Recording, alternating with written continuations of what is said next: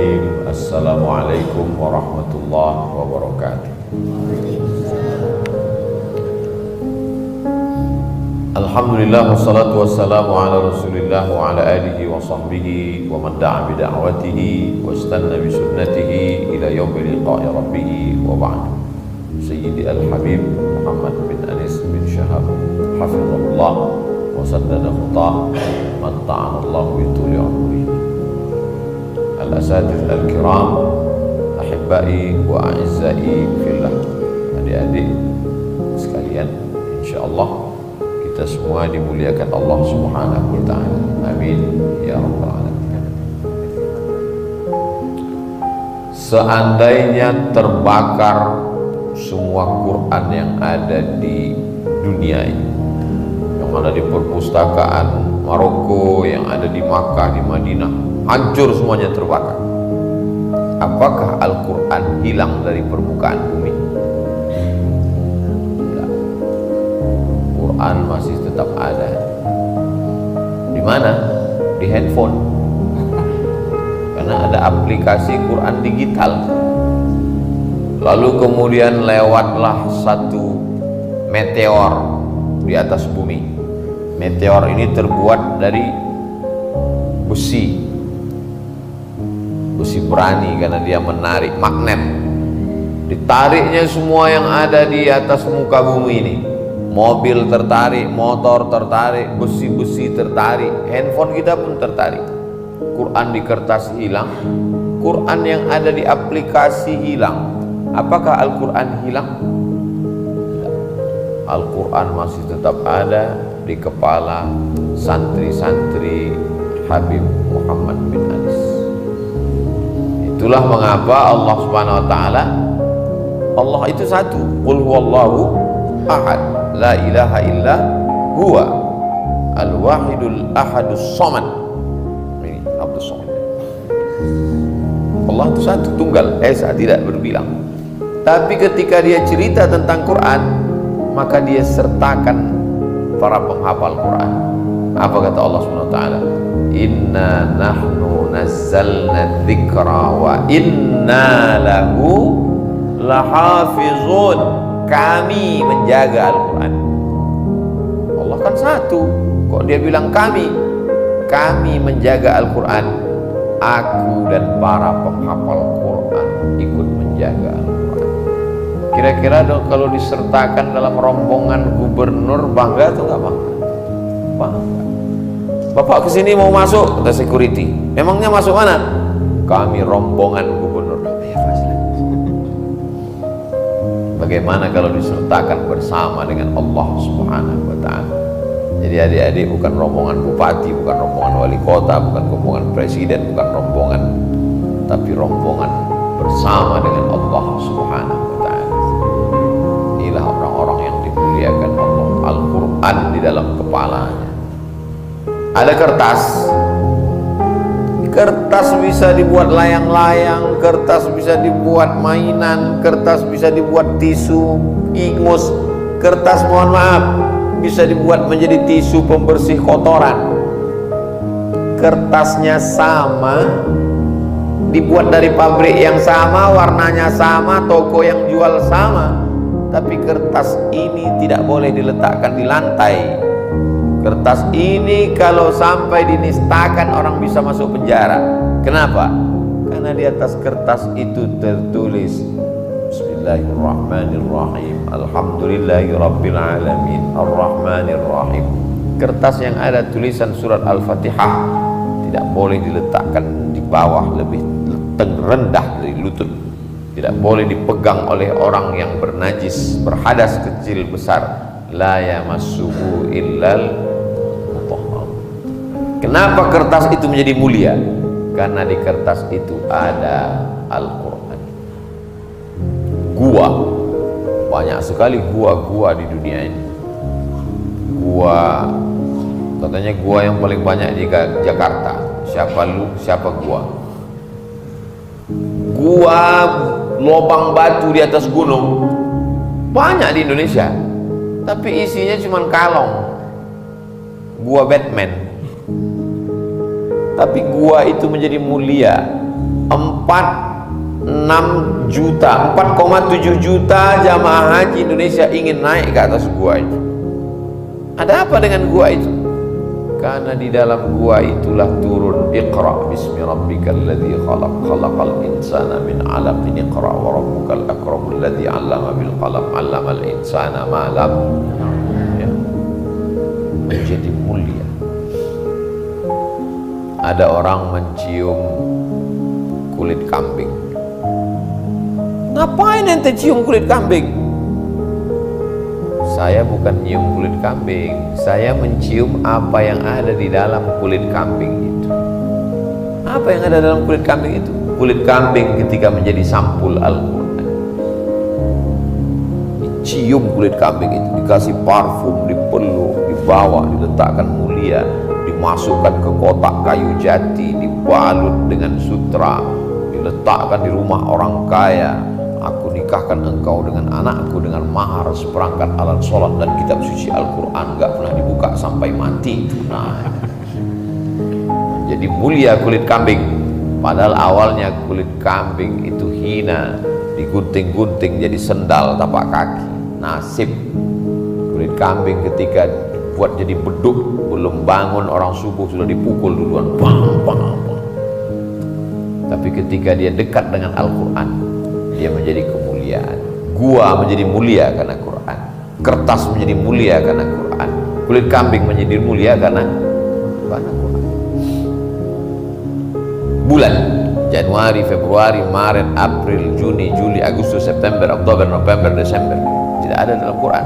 Tapi ketika Quran turun di bulan itu, langsung disebutkan dalam Quran, Syahrul Ramadan alladzi unzila fihil, bersanding dia dalam satu ayat. Bulan menjadi mulia. Gak ada Syahrul Rabiul Akhir, gak ada Syahrul Zulhijjah, gak ada. Tapi ketika turun Quran, bulan itu ikut menjadi mulia. Malam Ahad, malam Senin, malam Selasa, malam Rabu, malam Kamis, tengah malam, midnight, malam tahun baru. Tapi begitu Al-Quran turun malam itu menjadi malam yang mulia. Inna anzalnahu fi lailatul qadr. Dalam ayat lain, inna anzalnahu fi lailatin mubarakah. Kenapa? Karena pada malam itu turun Al-Quran. Apapun yang bersanding dengan Al-Quran menjadi mulia. Mulutnya sama, lidahnya sama, bibirnya sama, tenggorokannya sama, air liurnya sama. Tapi yang satu dimuliakan, diminta air, disuruh tiup, baca. Kenapa? Karena dibacakan Al-Quran di dalam Bismillah.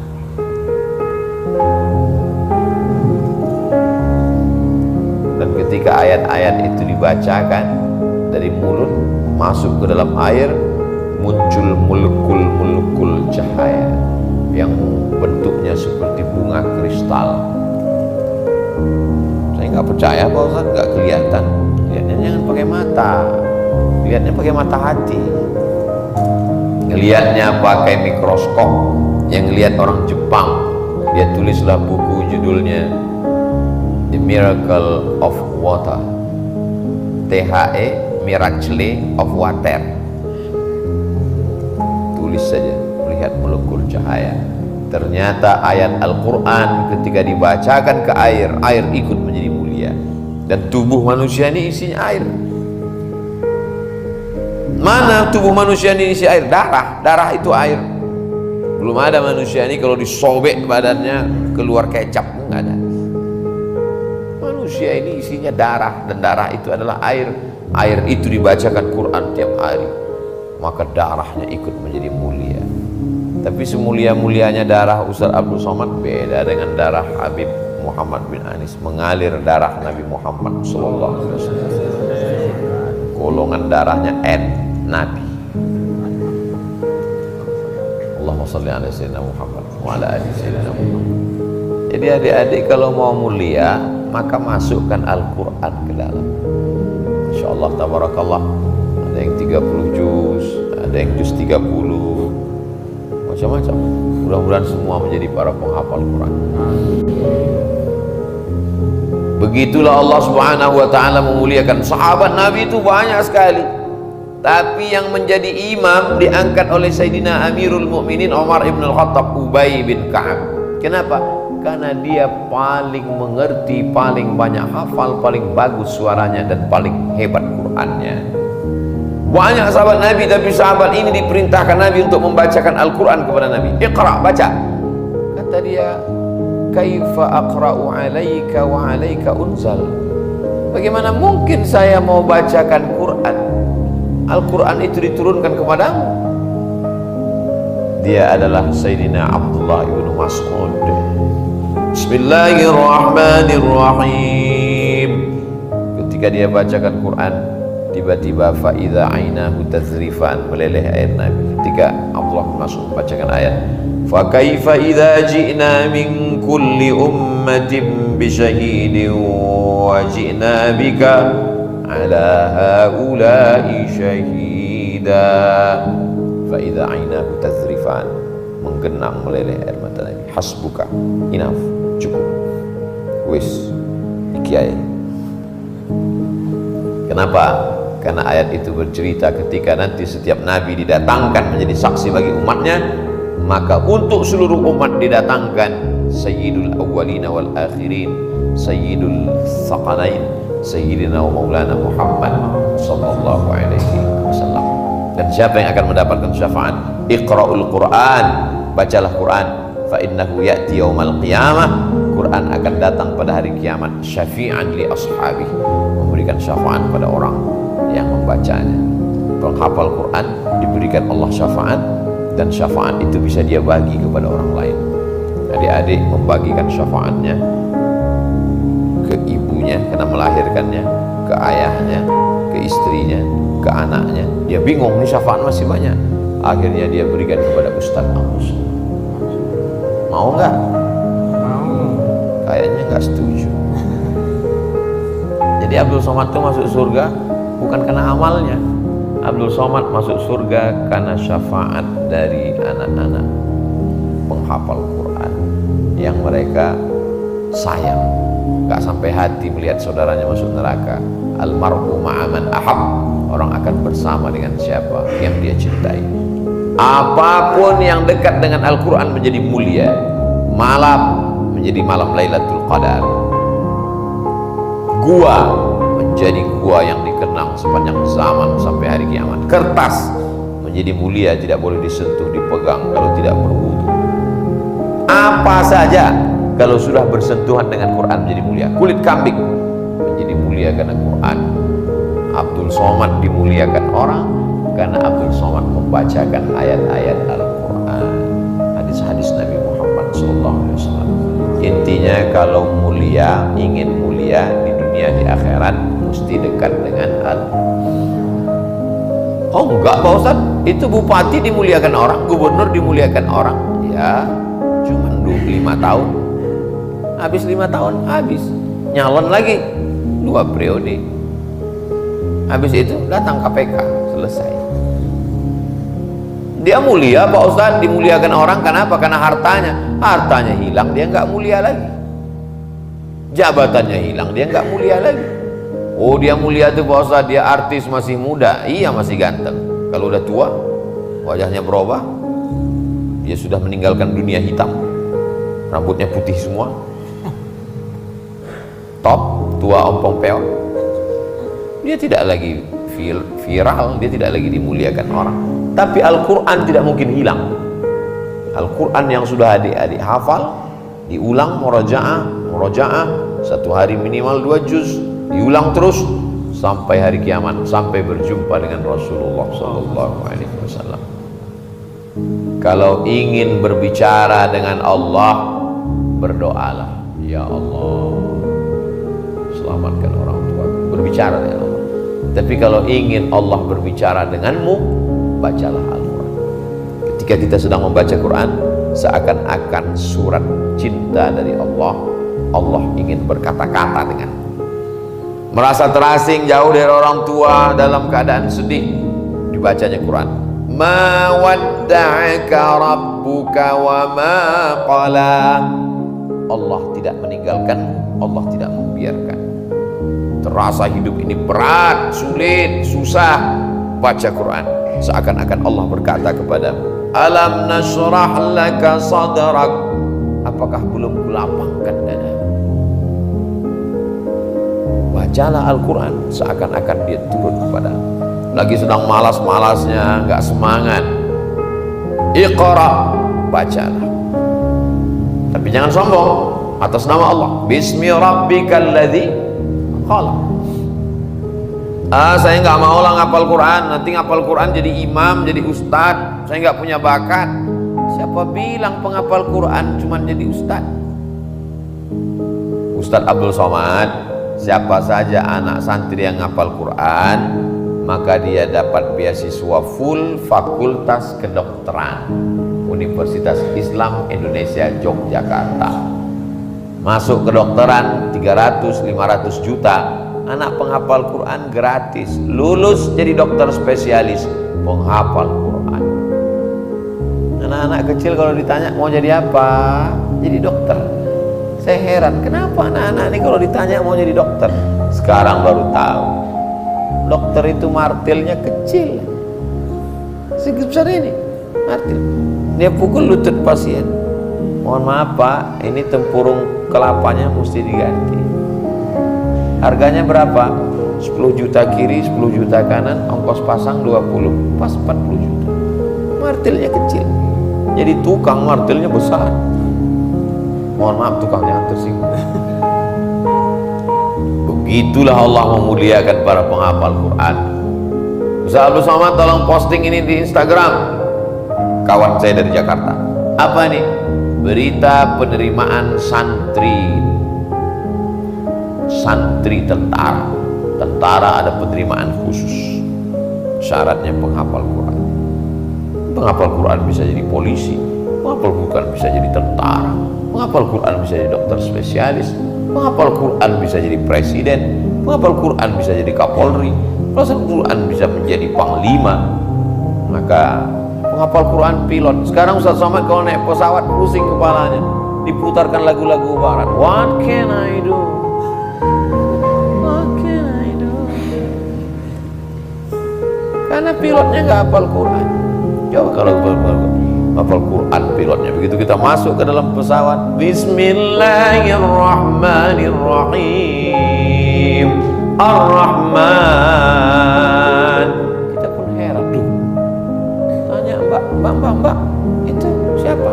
Mohon maaf Pak Ustaz, pilotnya alumni dari pesantren Habib Muhammad bin Anis, Al-Hijrah An-Nabawiyah, hijrahnya Rasulullah Sallallahu Alaihi Wasallam. Pantesan tiba-tiba Ustaz Somad diperintahkan maju ke depan, rupanya pilotnya santri. Allahu Akbar, azim. Ke depan kalau mau memperbaiki bangsa Indonesia ini semakin banyak. Rahmat Allah itu seperti pisang, buah-buahan yang sudah matang. Bagaimana biar supaya dia jatuh, dicolok jatuhnya itu, maka diminta rahmat Allah itu udah mau turun, cuman nggak jadi turun. Kenapa? Karena nggak ada Al-Quran di bawah. Ketika ada para penghafal Quran maka turun dia. Itulah mengapa kita doa Allahumma arhamna bil, rahmat Allah turun dengan Quran. Jangankan baca, pejam mata, diam, dengar aja, dapat rahmat. Wa idza quri'al Qur'anu fastami'u lahu wa ansitu la'allakum turhamun. Diam, duduk, dengar, ngantuk-ngantuk dikit, tetap dapat rahmat. Apalagi baca. Sedangkan dengar diam aja dapat rahmat, apalagi baca. La aqulu alif lam mim harf. Alif lam mim tidak dihitung satu huruf. Al alifu harf, wal lamu harf, wal mimu harf, wa likulli harfin asyru amsalha. Setiap huruf dibalas 10. Jadi adik-adik yang nggak lancar itu malah balasannya lebih banyak. Karena kalau lancar cuma pendek. Alam nashrah laka sadrak, dikit balasannya. Tapi kalau nggak lancar, alam nashrah.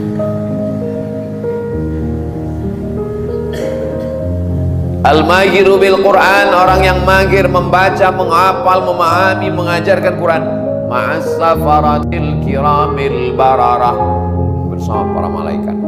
Idza sama'u fatarat wa idzal kawakibu tasarat wa idzal biharu fujirat wa idzal qubur bu'th. Ketika dibangkitkan semua yang dikubur, pandang ke depan malaikat, ke belakang malaikat, ke kanan malaikat, ke kiri malaikat, ke atas malaikat. Loh, aku kok jadi malaikat? Aku itu siapa? Nanya sama malaikat, aku siapa? Kamu penghafal Quran. Bangkit bersama malaikat. Orang akan dibangkitkan di padang mahsyar dengan siapa yang dia cintai. Khusus penghafal Quran akan dibangkitkan bersama malaikat. Adik-adik ini semua nanti bangkit bersama malaikat. Dan nanti di akhirat itu bangkitnya dengan artis K-pop, bangkit dengan Cuyun Fajadli, Amitabh Bachchan. Tergantung dengan siapa yang dia cintai. Abdul Somad ingin bangkit di akhirat bersama Habib Muhammad bin Anis. Habib bukan Habib. Masya Allah, tak ya. Udah habis, cukup. Belum. Ustaz dari tadi ngeliat-liat tuh maksudnya wis. Belum. Lost. Jadi kalau mau mulia, satu-satunya cara meraih kemuliaan adalah dengan Al-Quran. Cobalah kita lihat qori itu sampai meninggal dunia. Syekh Khalil Al-Husari, as-salatu wassalamu alaika ya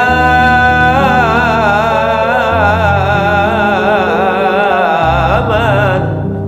Syekh Khalil Al-Husari sudah lama meninggal. Syekh Abdul Basit Abdul Samad dari Mesir sudah lama meninggal, tapi sampai hari ini suaranya diputar. Kadang kita sampai di satu kota, Ustaz Samad kalau sampai masih jam 5, jam 3 subuh udah terdengar Bismillahirrahmanirrahim. Hebat sekali kota ini.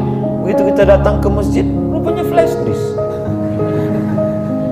disk Syekh Abdul Basit, flash disk Syekh Mustafa, flash disk Syekh Khalil Al-Husari, flash disk Syekh Ahmad Nuaina.